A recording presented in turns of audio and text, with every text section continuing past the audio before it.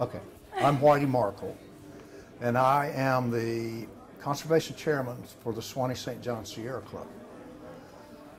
And we have 15 counties that we're responsible to take care of the environment in. And so we cover an area from Jasper, which is almost in Georgia, to Chassahowitzka, which is the north end of Hernando County. So we have quite a big geographical area we're taking care of.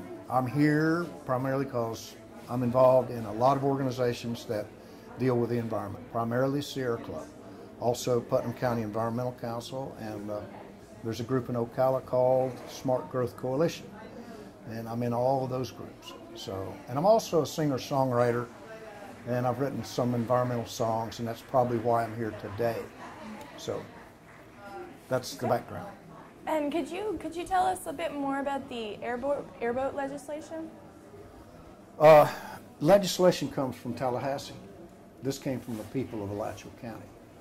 Because the illustrious legislature sanctioned the counties on their abilities to control airboat noise, and only airboat noise, the counties were left the responsibility of putting restrictions on the airboats. And so we lost a vote of, we won 3-2, but we lost because the legislature requires counties to vote 4 out of 5 when they're dealing with airboats, and only airboats. So then we had a petition drive, we put it on a local ordinance ballot in Alachua County. We collected over 12,000 petitions, and we won by 56% to 44%. 45,000 people voted for it. So that was pretty good in a right-wing election year. When a lot of students didn't show up to vote, we still got people out and got them to vote. So I feel great about it. Biggest thing I've ever done. Cool. Yeah. And what have the reactions been, whether positive, negative? Positive, of course. Of course. Nobody likes noise except people that are making noise. Yeah. And what about the people making noise? What about them? Has somebody told you to ask me these questions? No. Well, the airboaters have said they're going to go by the curfew. Everybody keeps asking me, what about the airboaters? The law is they don't go out there now after 7 p.m. And they're good law-abiding citizens. They don't go out there. It's just that simple. So there hasn't been any trouble? So there hasn't been any trouble for you from those people? No, we haven't heard a single airboat since January 1st. Actually, we think they thought it went into effect on November 2nd. We haven't heard them since then, after dark. I mean, we hear them, but not after dark, and that's what we want. So what are the plans for the future? What's next? What's next for me? A couple of pet projects. One is going to be a war on plastic bottles through the Sierra Club.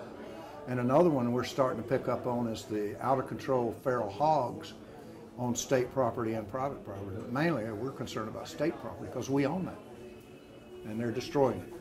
So that's two big ones coming up for me. And it's always water. You know, we've got a legislature now that's very dangerous as far as our water is concerned. So those are the biggies. And how's the festival been for you today?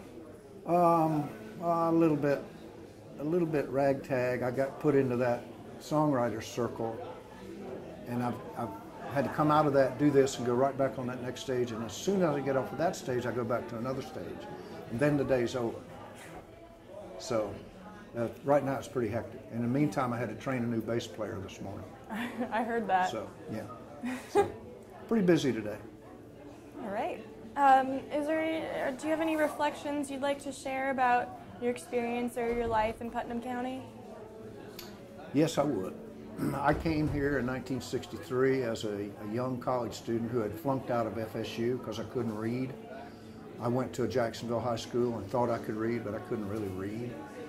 So I came here because Jacksonville didn't have a junior college, and they had one here, and I hitchhiked down here and I took a test, and they said, you don't know how to read.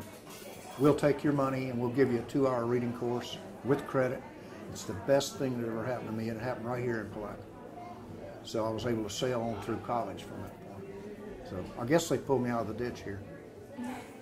And how did you get started with your activism in the environment?